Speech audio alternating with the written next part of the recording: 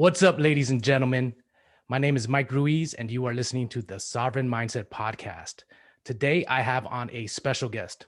He's a rapper, author, podcaster, fitness expert, life coach, just an overall entrepreneur. He's inspiring hundreds of thousands of people with his social media every day. And with that said, I'd like to introduce Zuby to the show. Zuby, thank you so much for being here. Happy to be here, Mike. I appreciate the introduction.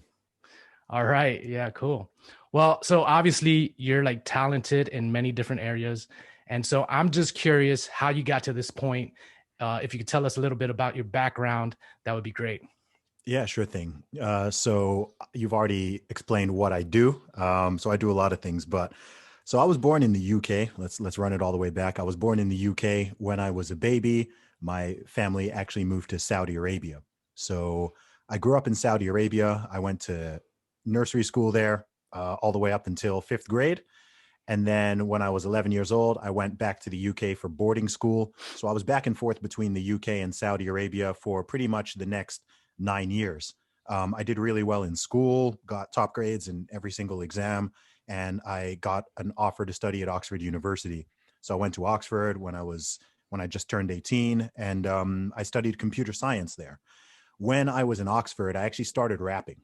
So I'd been a hip hop fan since I was about 11 or 12. I really got into it in my mid-teens. Myself and my group of friends, we were just really, really into hip hop. Around the same time, I started getting into the gym and stuff.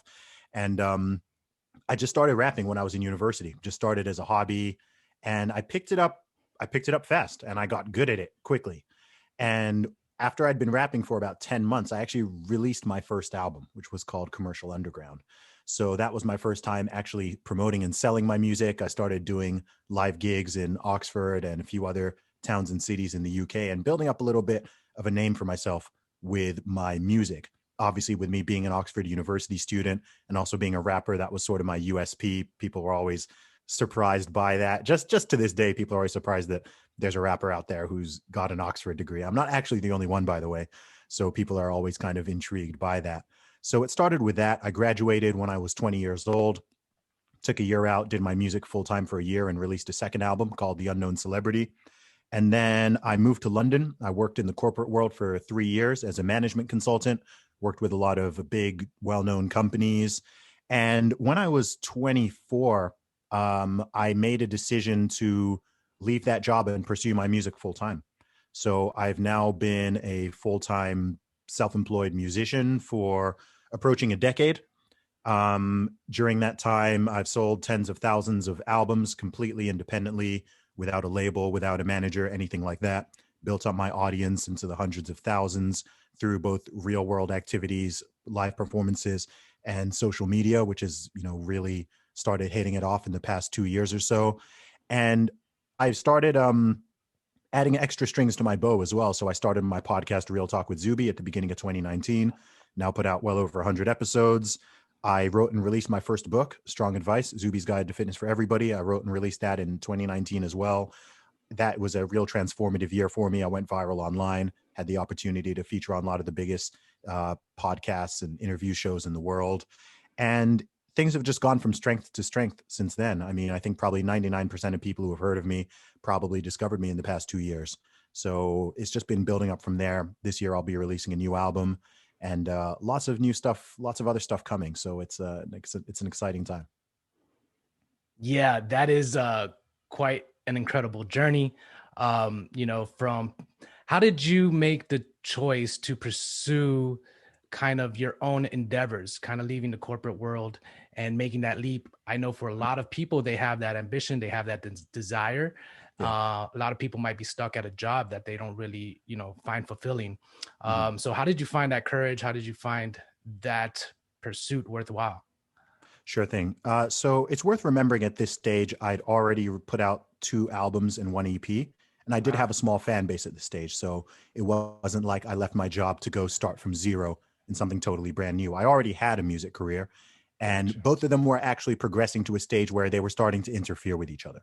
So my corporate career was holding back my music career, and my music career was somewhat holding back my corporate career, right? So it's, I've got an opportunity to go and perform a gig somewhere, but it's in a different city, but I'm supposed to be at my desk at 8:30 a.m. the following morning. do I go and do the gig and come up really tired the next day? Or do I decline the gig so that I can be fresh for work and do my work better, et cetera? So I was kind of pulled between these two things. And for me, honestly, it was an easy decision. I knew where my heart was at. I knew where my love was. And one thing that really struck it for me was I was simply looking at people. So I was one of the younger people in the company, right? I'm still in my early 20s at this point. And a lot of the people I'm working with are in their 30s, 40s, 50s, even in their 60s. And to me, I'm looking at them and I'm thinking, okay, in 20 years, do I want to be this guy? And the answer is no, right? Not to cast any shade or to diss anybody, but for me, as someone who's a very creative, entrepreneurial minded person, it was very obvious to me that I don't want to be in this office doing the same thing for the next 10 years, 20 years, et cetera. So to me, the greater risk would have been continuing in the corporate world. It wasn't to me like the risk was going out and pursuing my own path as the way most people would view it. To me, the greater risk was doing that, especially at that point as well. I'm looking in the future as well. I'm thinking, you know what, in 10 years time, maybe I'll have dependents, maybe I'll have children, maybe I'll be married, maybe I'll be in a position where I don't have so much flexibility, and I've become so comfortable and accustomed to this thing that taking this will now feel like a risk. So I was like, you know what? What's the worst that can happen? Worst that can happen is I pursue my music full time for a few years. Things don't go as well as I want it to. And then, okay, I've still got my degree. I've still got my work experience. I'm not going to be a bum on the street out there shaking a cup or anything like that. So the risk wasn't really a risk, right? The potential downside was actually very small when you think about it rationally. Yeah, Worst comes to worst, I'll have a bit of a bruised ego. yeah, I relate to that so much, especially looking at your colleagues and seeing their state in life and their Mm-hmm. age, and realizing that that's the path you're going to go down. And you have a vision into your future, kind of thing, like Mm-hmm. that, by looking at them. Yeah. And then you're talking about the risk reward. What's the risk of me pursuing my own talents, my own dreams, Mm-hmm. versus the reward? And you weigh those out, and you can kind of come to your own sensible conclusion there, and do what you feel is appropriate. Yep. But that's so. Now you pursue a music career, but now you're on like the front lines of the culture war, right? And I'm interested in that. How did you? So I don't think this is something that was planned. You can correct me if I'm wrong, but Mm-hmm. how did you end up here? How did you end up, battling these ideas that Yeah. are now permeating our society? How did you Okay. get there? Sure thing. Well, around 20, from the early 2010s, I felt like society and culture was shifting more aggressively in a weird direction on a lot of Mhm. various issues, which I wasn't really comfortable with. And it was something that I would discuss privately with friends, family, etc. And, I've always been kind of open and fairly outspoken within my own social group and people who know me Mhm. personally and privately. And then and I was watching a lot of stuff happening. I was listening to Joe Rogan. I was following Dave Rubin. I saw the whole rise of Jordan Peterson back when barely anybody knew who he was. I was sort of paying attention to his stuff. And I just kept seeing all this stuff happening, particularly in the Anglosphere, in the UK, America, Canada, Australia. I was kind of keeping a close eye on a lot of these issues and sharing some of my concerns and opinions privately. Um, I've been on social media for about 15 years. I've been on Twitter for 12 years, Facebook for since 2014. And I used to, especially as a musician, I didn't really want to polarize people. So I always wanted to keep most of my personal thoughts and social opinions, political opinions, religious opinions, whatever, somewhat private. Air them out a little bit in my music. But I thought with my social platforms, let me just really keep the focus on my music. And then in 2018, actually, there was a particular thing which I think was the tipping point for me, which was I ended up having this sort of quite public debate on Facebook with one of the university presidents here in the UK. So this is someone who's in a decent position of power and responsibility within a university. And we were having he posted something. He's very like one of these weird social justice warrior woke hyper progressive types, and he's always posting nonsense on Facebook. But I typically, kind of like, shake my head and ignore it. But he put out something regarding the University Debate Society, and he said something along the lines of, I support free speech, but people shouldn't be allowed to share opinions that could be deemed hurtful or offensive or something like that. And I'm like, wait, hang on. And this isn't a nobody saying this. This is someone who's a university president. So Hmm. I commented on it publicly, saying something along the lines of, wait, hang on. How can you say you support free speech, but offense is highly subjective, right? So who sets the rules? Who are you allowed to offend? Who are you not, et cetera? Can you not see like this is a nonsense thing to say, essentially? And then we ended up having this big back and forth. And long story short, it ended up with him saying that people like Zuby, this is, I'm going to paraphrase, but this is almost a word for word quote. He wrote something like, people like Zuby have ideas that are dangerous and regressive, and people like Zuby should not be allowed on university campuses. So I'm like, okay, hang on here. So we're reaching a stage in society where I am considered like I'm a pretty moderate dude. I'm a nice dude, right? I'm a well raised, pretty moderate, reasonable person. But this guy thinks that I am so dangerous and so extreme and so radical that I should not even be allowed on a university campus, let alone to speak. So I was like, okay, this is a watershed moment, right? Things have gone so far, and prior to this, I'd seen the crazy unhinged reactions to Jordan Peterson, crazy unhinged reactions to Ben Shapiro in the USA, where, they're hiring $500,000 of security to deal with this, Orthodox Jew who happens to be a conservative. All of this crazy stuff I've been watching from afar, but I was like, wow, okay, this is really where we're at, huh? So I think for me, that set off something in my head where I was like, you know what, like, screw this, man. I think the gloves came off. The gloves just came Yeah. off. And I just started tweeting on Twitter specifically. I just started sharing more of my thoughts on this stuff. And it really resonated with people, right? Really Hmm. resonated with people. This is kind of early 2018. And I had my first tweet that went really viral was actually something about Kanye West. So I don't know if you remember when he wore the MAGA hat for the first time in public, and there was the big outrage around him wearing the MAGA hat and stuff. And I tweeted something along the lines of like, "LOL" at all the people saying Kanye West is quote unquote lost. Maybe he's not the lost one, Hmm. right? And that went viral. It blew up in the US, like, because at this point, I've got like 15,000 followers or something, primarily in the UK, primarily who know me from my music. And then this tweet starts going haywire over in the USA, and I'm getting love, I'm getting hate, I'm getting criticism, I'm getting questions, whatever. And that really sort of started to grow my US audience. And I had a few more things like that in 2018, and stuff just started to really grow. And also, a lot of people just liked the fact that I was someone who was speaking out in the world of music, and Sure. also that I wasn't on this weird social justice bandwagon, right? So I know people, I know all kinds of people, right? So I know Republicans, I know Democrats, I have friends who are conservative, I have friends who are liberal, I have friends who are Christian, atheist, Muslim, whatever, like all like true diversity. And this is a time period where people are acting as if everyone who likes Trump or everyone who's a Republican is a racist and a Nazi or hateful. In the UK, we had something similar to that with Brexit, right? They painted all the Brexit voters the same way. And I was very open-minded. So I even started gaining a lot of support from Trump supporters, right? Because they're like, hey, this guy's initially, like, I don't even know if he's kind of one of us, but he doesn't hate us, right? He's actually like listening to people, right? He's not just here.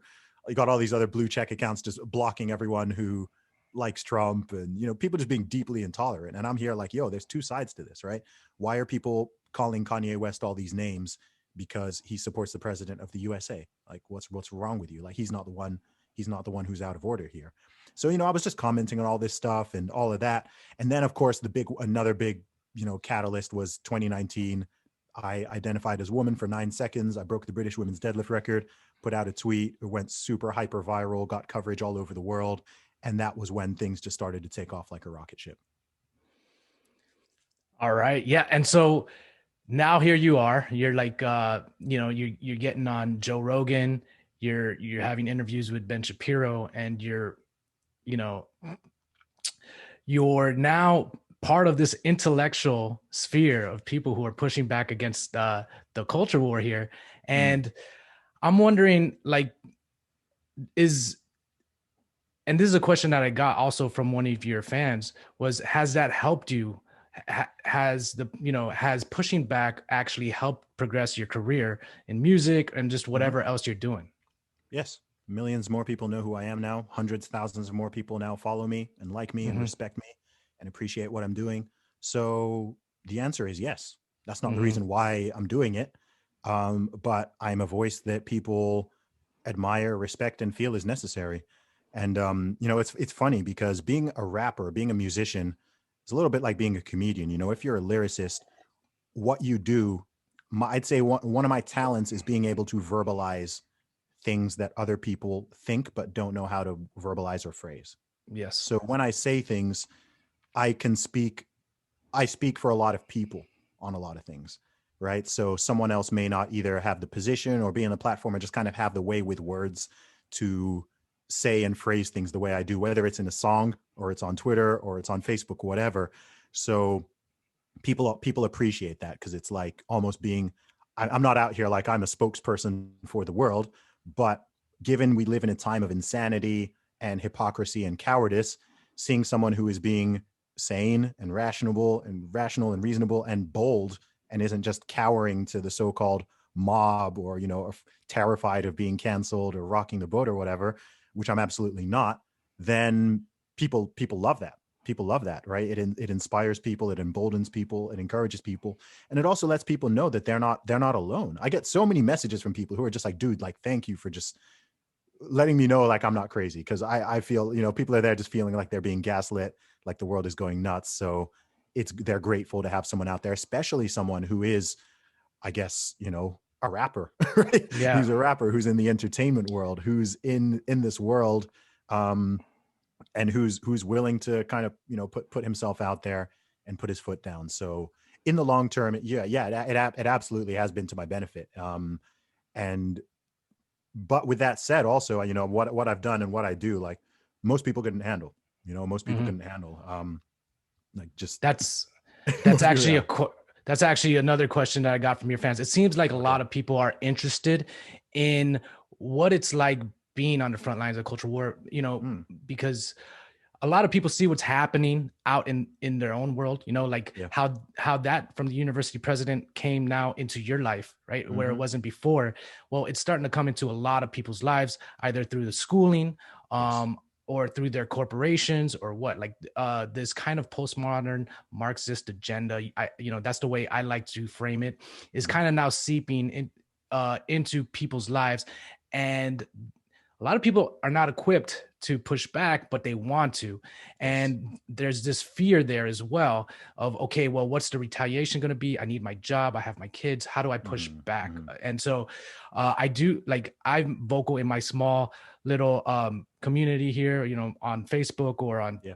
Instagram. And I get messages saying, oh man, Hmm. it's so refreshing here. So I can't even imagine what you're experiencing. Yeah. So I guess the question is, what is it like to deal with that backlash? That someone asked as well. And how do you stay positive when Mm. everyone's trying to, like, take your position and put it out of context and demonize you? Well, first of all, I think it's important to recognize that I get way more love than I get hate, Mhm. right? So I receive more hate in a day than probably most people get in a year, right? But the amount of love I get, we're talking 10 to 1. We're talking Mhm. 10 to 1. If you look at under one of my tweets, then the people who are supporting or positive versus the people who are negative or hateful or whatever, it's at least 10 to 1. It's the same with messages, it's the same with DMs, it's the same with emails, etc. And also, it's worth remembering that I've been doing this for 15 years. Right? Mhm. I've been dealing with criticism since I was a teenager. Like, as a rapper, as a musician, man, you deal with critics, you deal with hate, you deal with fans, you deal with praise, you get both sides of it. So I've been accustomed to this for a long time. So all that's happened is the volume has increased, right? It's just more amplification and bigger numbers, but it's kind of the same thing on both sides, both on the love side and on the hate side. Um, so it's certainly not for everybody. But I have a very unique personality type, including me being extremely low in neuroticism, which means I have very low sensitivity to negative emotions. So it's great because I'm depression proof essentially. But it means that I don't, I genuinely, people always ask me, man, how do you deal with the hate? I was like, bro, I don't care. I Mhm. legitimately don't care. Right. Like I care about opinions to a degree. If I like you or I know you or I respect you or some combination of those things, of course I care what you think about me. Why do I care what you know ABC 012356 on Twitter with 3 followers and no avatar thinks about me? I don't care. Like Mhm. I right, I don't even know, like that could be a 14-year-old for all I know. Like I don't care. It doesn't bother me. And it's actually gone even further than that. It's actually at the stage now where I don't even want most people to like me. Right? Like I have a particular message and a particular way of putting things out there. And there are people like I don't want those people to like me. Like if you are opposed to uh being sane and you're opposed to personal responsibility and you're opposed to trying to make the most out of your life and you're opposed to freedom and you're opposed to not and you're opposed to viewing people and treating people truly as equals and not basing it on their race and their skin color and their sexual, like the people who are into all of that, of course they're going to oppose me. I'm their worst nightmare, especially given that I'm a black guy who's not into all of this stuff, right? Like I'm their Mhm. worst nightmare because they want me to be one of their like acolytes or soldiers or whatever. So to me, it's even gone kind of past that neutral stage where it's like, the more my actual audience and actual tribe likes me and loves me, the more those people are going to oppose me, and that's just how it is. But I don't. It's gone from me thinking like, oh, okay, like that's kind of a shame. I'm kind of like, well, actually, that's kind of good. That's kind of good, right? I don't want people who are, you know, the antithesis of my message to like me, because if they did like me, that means that my message is way off. Right? Mhm. Right, like Yeah. my message is way off. So that's the way I deal with it. And also just, on a day-to-day basis, I've had all my notifications switched off for 7 years. Like I Mhm. don't get, otherwise I get hundreds of thousands of notifications a day. So I only check stuff when I want to check stuff. I take every Sunday off Twitter. I don't use Twitter at all on Sundays, which helps, to keep me sane as well. And I try to control it more than it controls me. So I don't I check this stuff when I want to check it. I'm not spending all day looking at my notifications. I can't, man. It's hundreds and thousands and hundreds of thousands. So I pay attention to what I need to pay attention to, and I dismiss what I want to dismiss, unless there's a particular reason where I kind of want to jump into the fray once in a while and actually respond to certain stuff, whether it's, positive or negative. But I try to respond to the positive, and I really focus on the positive. Mhm. So, do you think that normal, just average people should be pushing back in the way that they can? Yes, absolutely. Absolutely. And for people who feel a fear about that, um, you should think about the consequences of you not doing so. And again, a lot of people tell me, "Oh, Zuby, like, well, you're outspoken because you're self-employed and you don't have children." I'm like, dude, if I had children, I trust me, I'd be more outspoken. I have 9 nieces and nephews, and I do think about the world that they're going to grow up in, right? So if you are a parent and you're listening to this, think about what world you want your children to inherit. Do you want them to have less freedom than you? Do you want them to be judged based on their skin color, whether they're white or they're black or they're brown? Do you want them to be in some weird like new age progressive era of segregation and discrimination? No, you don't. So, but that's where certain people who are pushing society in that direction are going to take things if you don't push back at it. A lot of people are like, oh my gosh, the world's gone crazy in the past 10 years. I'm like, yeah, because you let it. Because you Mhm. let it. Right. So people can't really think that just doing nothing is going to keep stuff stable, because doing nothing is going to, the activists, the crazy activists are going to keep pushing stuff down their direction. The Marxists, the identity politics players, the whack jobs who think they're infinite genders and that reality doesn't exist, like, and that communism is great, like they're going to keep pushing. So if you just let them run riot, even if they're only 2% of the population, 2% of the population can easily dominate the other 98%. There's a loud minority. So people talk a lot about the silent majority, but people need to make sure that, there's a difference between a silent majority and a silenced majority. So if you Sure. feel like you're being silenced, that's a whole different thing, because then you're acting on cowardice rather than on what makes sense and just simply being tactful. And also, people overestimate the threat. So many people are like, oh my gosh, I don't want to lose my job. I'm like, dude, you don't lose your job for just like saying there's only two genders. Come on. Or like, you don't you don't lose your job for criticizing communism. You don't lose your job for saying that we shouldn't judge each other based on our skin color, right? Like the people overestimate the fear. And also, if you work in a place where you could lose your job for that, you probably shouldn't work there. Like, some people may say that's easy for me to say, but if you feel like completely stifled and you can't even just be yourself and be normal in your workplace, then honestly, I mean, there's a lot of jobs out there. There's a lot of money making opportunities that are a lot more, that won't have you walking on eggshells like that. So, perhaps even consider longer term if that's what you want to do. Yeah, that's a good point. One of the things that I want to do with this podcast is help people build more sovereignty in their lives, Mm-hmm. basically take control of their lives so they can express their individuality and design their life to do so. And, if your job is making you feel trapped and making you feel like you can't express your true views, Yeah. that's a very tough psychological position to be in. And then to do that day in and day out, as this kind of tide keeps on progressing, I could imagine is going to be very tough. And at some Yeah. point, there's a line in the sand that needs to be drawn. And Mm-hmm. when it crosses that line, you needed to kind of figure, you're either going to submit totally, or you're Yes. gonna you're gonna rise up. So Yep. And um, people should also remember that both courage and cowardice are habits, mhm, right? So every small action mhm. might seem to you like it's nothing individually, but it's your body forms habits, your brain forms habits. So if you get used to taking the more courageous or more difficult position, this is in everything, right? It's the same with going to the gym, right? You get comfortable with the discomfort, right? You don't shy Mhm. away from it. You take the courageous position.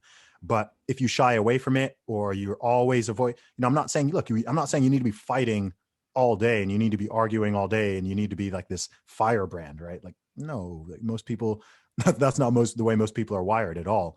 But if you see something, I don't know, in your child's school or in your workplace or in society or in politics, which is like, ooh, okay, that's really not good, right? If your child comes home and his teacher is telling him, he's a boy, and the teacher's telling him that maybe he's a girl, or the teacher is telling him, is teaching him that communism is better than capitalism, or is teaching him that he should feel shame because he's white and that he's guilty and that he's implicitly racist because he's white, or he's black and he's therefore a victim and he's oppressed and society is out to get him because of systemic, institutional, and structural racism, right? Raise that up with the school. Go in there and talk to that teacher, talk to the principal, like, draw certain lines. If you have those kind of concerns, then those are just small acts of courage, right? It doesn't mean you have to go and physically fight someone or something, right? But if you're seeing things that concern you, then bring them up. If you have an opinion that you feel needs to be voiced but it isn't, then voice it, right? Don't just allow one side of the argument to totally dominate everything all the time. Yeah, no, absolutely. And so I want to talk a little bit about, I guess, because you're a musician and you're in that industry.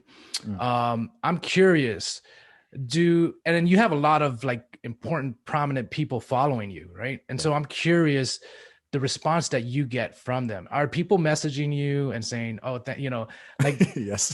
I mean, yeah." And I saw this from a tweet. Basically, somebody was like, "Oh, Zuby, thank you so much. You give me, inspiration and courage." And I'm like, "Hey, man, you can speak up too, And Yeah. so yeah, I'm just wondering, like, are people messaging you and saying thank you and Thousands. yeah? Thousands.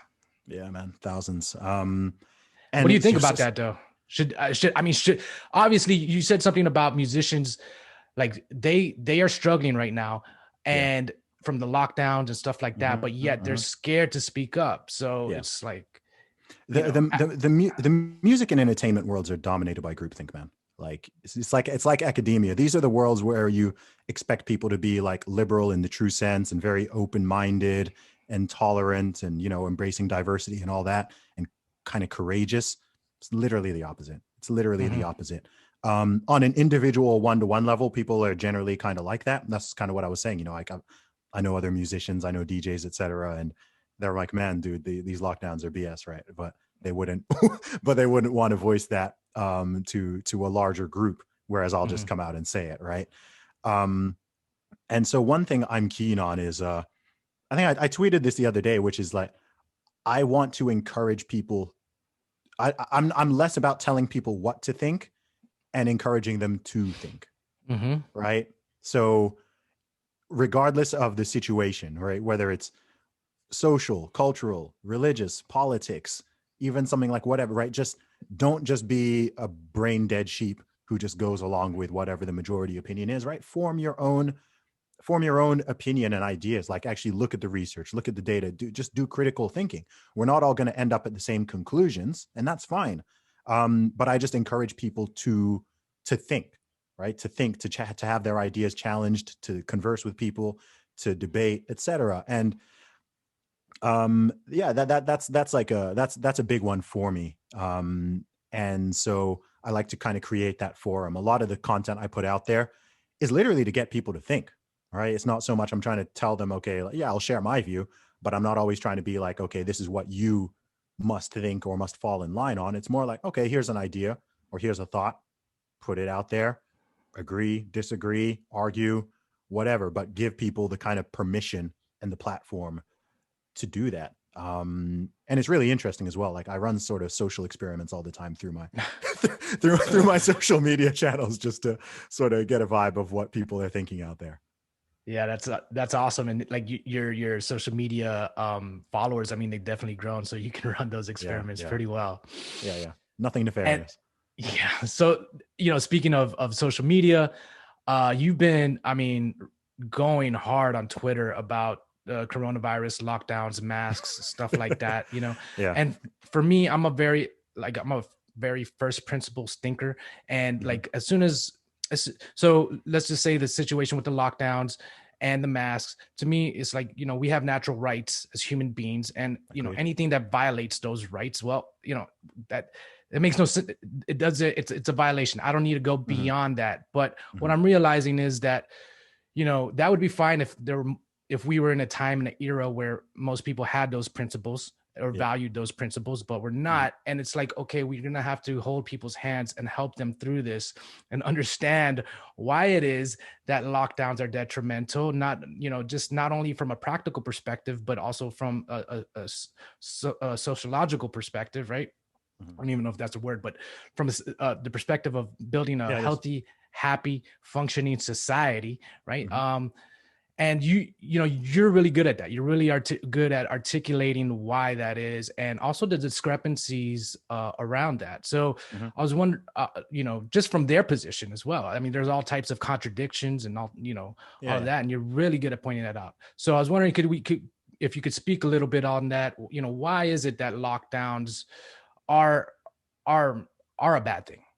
Oh wow. Okay. Why are they a bad thing? Okay. Well, firstly, as you've said, they're a violation of people's most basic civil liberties, Hmm. right? Freedom to associate, freedom to travel, freedom of basic bodily autonomy, freedom to experience joy and hang out with your friends and your families and go outside your house and run your business and go to your job and make money, etc. Like these are very basic things which, regardless of where you are in the political aisle, like these things were not up for debate prior to 2020, right? Hmm. Even during a flu season, even during previous situations when you had SARS or bird flu or swine flu, right? Even in my own lifetime, like we've had different things have come, Zika virus, Ebola, etc. And lockdowns were never even a consideration, right? It wasn't even a consideration. Now people want you to argue about why there should not be a lockdown. It's like, no, no, no. Like you need to sell the lockdown to me. That's how it should have been, right? And I think a lot of this goes up to a sort of higher level, which is that who decided that people not getting or dying of COVID is the most important thing in the world? Who decided that that's the most important issue in the UK? That's the most important thing in the USA. Why does someone dying of COVID, why is that more important than someone dying of cancer or heart disease or suicide or in an accident, et cetera, right? Subconsciously, everybody has been programmed to believe that, number one, this virus is way more deadly and lethal than it actually is. And also that those deaths just sort of count more, right? So people are there like saying, oh my gosh, the numbers are inflated in the UK anyway, but people like Zuby, like 100,000 people have died. I'm like, yeah, I think like 600,000 people died last year, I think, in the UK, roughly, right? Is that a right number? Don't quote me on that, but a multiple of that number of people died that year, and it happens every year, right? COVID is not even one of the leading causes of death, right? Heart disease and cancer are always the top two globally, pretty much in every nation. But people don't care about that. And more people have been dying of heart disease and cancer as a result of not being able to get into the hospital because the hospitals have prioritized COVID above everything. So there's the civil liberties assault, which I think is like kind of like the most fundamental one, as you were saying, like, okay, regardless of the situation, if you believe that your rights are inherent and aren't gifts from the government, then the government does not even have a right to tell you, hey, you stay at home, wear this, don't leave the house, don't see your friends, don't see your family, don't celebrate Christmas, etc. Like, no, like, and I agree with you that I'm very disappointed by how easily people rolled over on that front, right? And then you've got the economic damage, right? You've got the economic damage, and the economy is everything. Like, people think the economy is the stock market. I'm like, dude, like, the economy is not just numbers, it's the people, it's people going to work, it's your labor, all of that. And you can't just, here in the UK, they've got, they're just printing money and furloughing all this money to people, which is going to lead to massive inflation down the line, massive debt on unborn children and young children right now, the psychological damage and social damage that's happening to all individuals, especially children and young people. Kids have missed a year out of school, missed a year of socialization and normalization.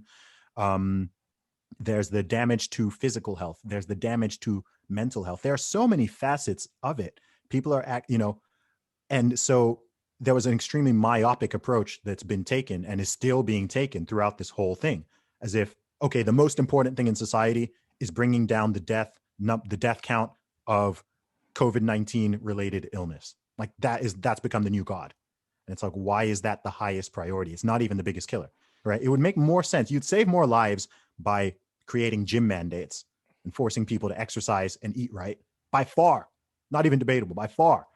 That would save more lives. If the goal is saving lives and public health, that would save more lives than mask mandates, or, they're now playing around with, essentially mandatory vaccinations, et cetera. And yeah, so those are multiple reasons from different angles why I have a massive problem with the lockdowns. And I have a massive problem with stuff being normalized that should not be normalized, right? So, hiding your face in public, I like, and look, and also it's simply like, I'm generally a fan of people just have choices, right? Like, all our lives, we've been doing our own risk analysis. If you're terrified to drive a car, I'm never going to force you to drive a car or even to get in a car. If you're afraid of going on a plane because you think it's going to crash, like, if someone is trying to force you onto a plane, I will fight with you to stop them forcing you to get on that plane, right? Mm-hmm. But if you want to go on a plane, I'm not going to stop you. Take the plane. If you want to drive your car, drive your car. Take basic, sensible precautions, but I'm not trying to use the state to force this thing upon you. If you want to wear 3 masks, and if someone is like accosting someone in the street because they've got 6 masks on, I will defend the guy who's got 6 masks, right? And I'll say, no, he has a right to wear 6 masks. He can wear a helmet. He can wrap himself in a bubble. That's his right, right? But also, if someone isn't wearing a mask and someone is wanting to attack him for not wearing a mask, I will defend the guy not wearing it. I'll say, no, if he doesn't want to wear a mask, he doesn't have to. Like, he never had to prior to this past year. So why should he have to now? We've always had viruses. We've always had pathogens. And if you want to run the numbers, we know the survival rate of this thing, if you are young and healthy, is literally over 99.9%, right? Even in the most high risk category, the survival rate is over 90%. So we're not even talking about some sort of virus with like a 50% survival rate or something. But this also sets such a dangerous precedent, because if they can do this with a virus that has less than a 1% chance of killing you, regardless of across the board, then if we did have a serious real pandemic that didn't have like media hype and a whole marketing department behind it, Mhm. then good grief, like what would the government be able to justify? Yeah, and that's I think about that as well. There's been, I mean, when you think about the past, swine flu, SARS, Yeah. Zika, I mean, Hmm. these things happen fairly frequently. So Yeah. is this a standard from here on out? Like we gave into this now, and we've kind of shifted the Overton window Hmm. and of what's acceptable in our Yes. daily lives. And so I'm wondering, okay, so is this just what society is going to do from here on out? And Yeah. Yeah. Go go ahead. ahead. Sorry. Good. No, go No, ahead. carry on. Finch. No, carry on. I lost my thought. Okay. What I was gonna say is that freedom and liberty is an ongoing fight. Um, People assume that, okay, you kind of win freedom or liberty once in a nation or in an area, and then it's just maintained Yep. without any further struggle or any fights. But the truth is that when people are in bondage, they want freedom, and when people are free and have liberty, they want bondage. Like they want to be told what to do. They want an authoritarian figure or higher power to tell them what to do. And I think in countries in the Anglosphere and in the West in general, we've been so comfortable for so long. I mean, if you think back, like less than 100 years ago, people in these countries were literally fighting, putting their lives on the line, millions of people's lives on the line. Why? Freedom. Yep. Right? For freedom, to defend freedom. Now people are like freaking out. People are calling you a conspiracy theorist for being pro freedom, right? Yep. What, you don't want to force everybody to stay at home? Oh my gosh, you're the psychopath. You're the selfish person. So it's Yep. it's all just been inverted.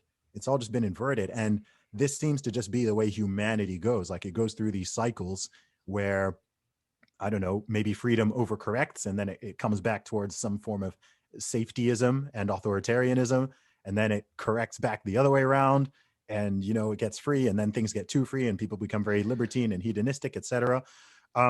But I think the roots of this thing are quite deep. I think it's actually very people are obsessed with the medical aspects and the epidemiology and virology and the data crunching and stuff. But I think a lot of it is quite fizzle. I think it's quite philosophical. I think actually on a deeper level, it's quite philosophical and spiritual and Mhm. even religious, right? I think that COVID-19 has become a religion to some people, right? It's become a religion. It's become rather cultish in some instances. Um, and also human beings have become very, I don't, people are acting as if nobody died prior to 2020. Yep. People are acting like people are so afraid of death and mortality that they're willing to give up their lives to not die, right? So, Mhm. and it's really, really bizarre. Go ahead. As in like merely existing is all there is to life, and like Yeah. not living a fulfilling, happy Mm-mm. life, full of whatever individual expression you have. But No. is this the life that you want to live, living in a box at home, Mhm. getting Amazon delivered to you, never going out, never seeing your relatives? It And just look, it look, look. If that's what people want to do, again, I 100% support their right to do that. sure. In fact, there are people I'd prefer if they stayed at home, right? There's some people, as far as I'm concerned, you stay at home forever. Wear a mask forever. Keep socially distancing, because we don't need more of you. But like the problem is forcing everyone else to do that. Yep. If that's what someone wants to do, I've said this a zillion times. I've said this from the beginning. Look, if you're scared, if you're high risk, whether your fear is reasonable or unreasonable, rational or irrational, take whatever precaution that you feel is necessary. If you want to wrap yourself in cling film and wear 8 masks, go ahead. If you want to, take the vaccination every single day, I don't think that's like wise, but if you want to, whatever you feel is necessary, if your parents are super high risk and you're genuinely worried about visiting them for whatever reason, fair enough. Like you make your own decisions. We're all in different circumstances. People are different ages, different demographics, different family situations, different work situations, etc. People have different immune systems even. So my problem is just with the authoritarianism push, right? This almost unquestionable authoritarianism. And then this emotional blackmail of if you do not support the tyranny, then it's because you want grandma to die, you hate people, you're selfish, whatever, right? Which is very easy to flip on people as well, right? Because I'm fairly confident lockdowns have killed and are going to harm, if not kill, more people than the virus itself. So I can flip that on them and say, oh, what? Okay, so you want more people to commit suicide. You want children to not go to school. You want more financial debt. You want more people to die of cancer, et cetera, right? Like, I'm not an a-hole, so that's not how I'm going to approach a conversation. But if someone comes at me with that lame kind of shaming argument, like, you know, I will retaliate. Right? Sure, I'm sure. not I don't like to start fights. I like to keep debates fair and reasonable and not assume malice on the other person's part, etc. But if they're not going to give me that type of charity, then I'm happy to switch it on them if I need to. You know, yeah, that's a good point. Like, as far as, oh man, I just lost my train of thought. But I'll just go into this question here. So Yeah. then, is there something nefarious happening in Oh, of course. with all of this? Because I Of had course. one of your fans ask me, um, why are big stores like Costco and Walmart Yeah. open, but everything Of else is course. shut down? It's a wealth transfer, man. It's Yeah. it's a huge wealth transfer. Look at who's profited off of this, and Uh-huh. look at who's gained more power, and look at who's lost it, and you have your answers. It's not that complicated. The problem is people are too trusting of government, and they think that everything is for their own good and everything's benevolent, which, if you have a remote understanding of history and governments, both in our own countries but also around the world, I don't know how you reach the conclusion that these people are totally trustworthy and that they always do what is best for the population, because that's utter BS. Do I think every single politician is like that? No, of course not. But by nature, governments, this is just what they do, right? They crave power. Once they have power, they don't like to cede it. They're always seeking to increase their own power. And people are also seeking to increase their own wealth, right? So the reason why those big box stores are open, and the barbershop down the road can't open, the little clothing store can't open, etc., it's all a wealth transfer. It's a wealth transfer from literally lower classes and people who have less money to people who have billions. And actually, it's kind of hilarious that I'm saying this as someone who's more of a right leaning person, who's not really, doesn't tend to talk a lot about income inequality and stuff like that. But it blows my mind how typically it's like it's leftists who are pushing for these authoritarian measures, whilst it's literally devastating the working class. Like, people who can work from home. I mean, even being able to work from home is like a little bit of a privilege, right? That tends to be people who are more kind of middle to upper class are even able to work from home.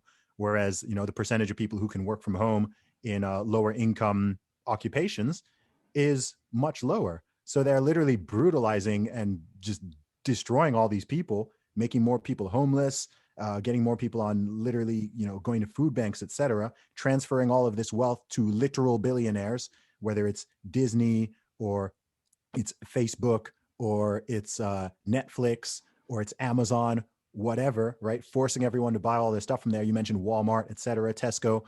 Then I'm just like, you people are y'all are don't have a clue. Like, Yeah.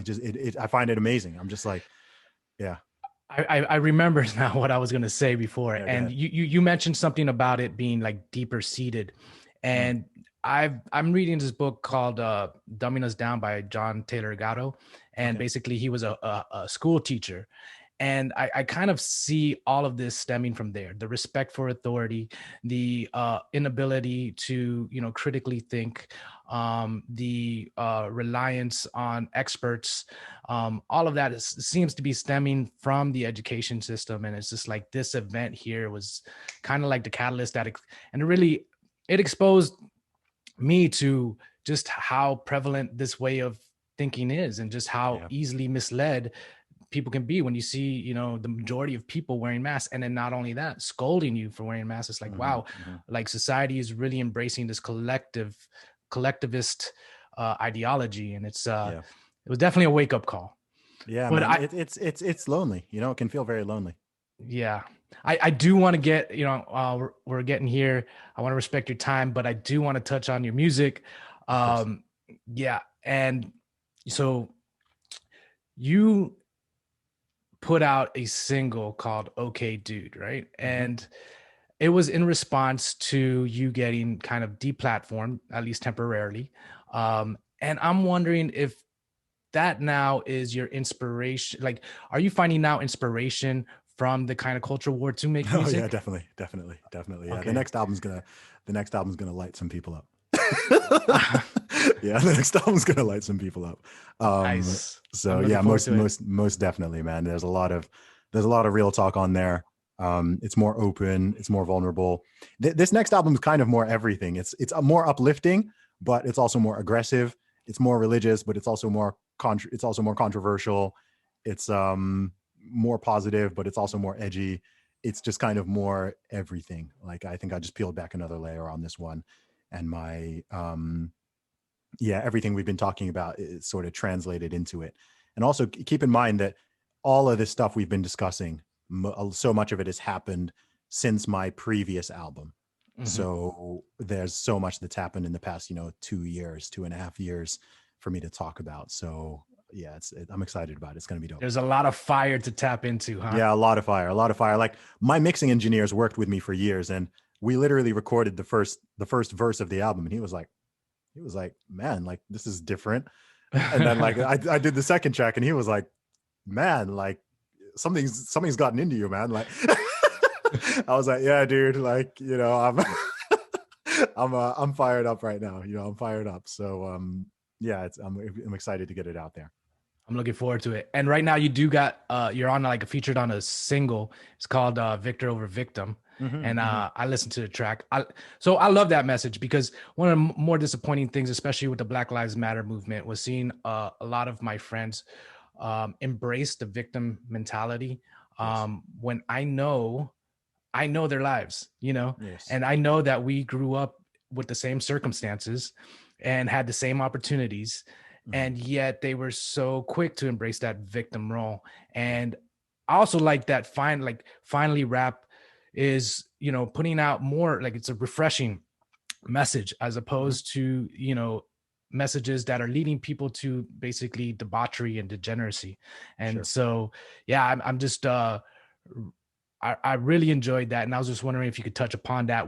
How did that collaborative, Okay. happen? And yeah, Yeah, sure. So shout out to TB Impact, Bryson Gray, and Patriot J, who are also on the song.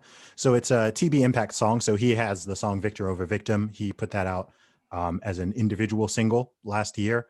And then he wanted to do a remix with some of his favorite, sort of more openly conservative rappers. So he reached out to me and the other guys.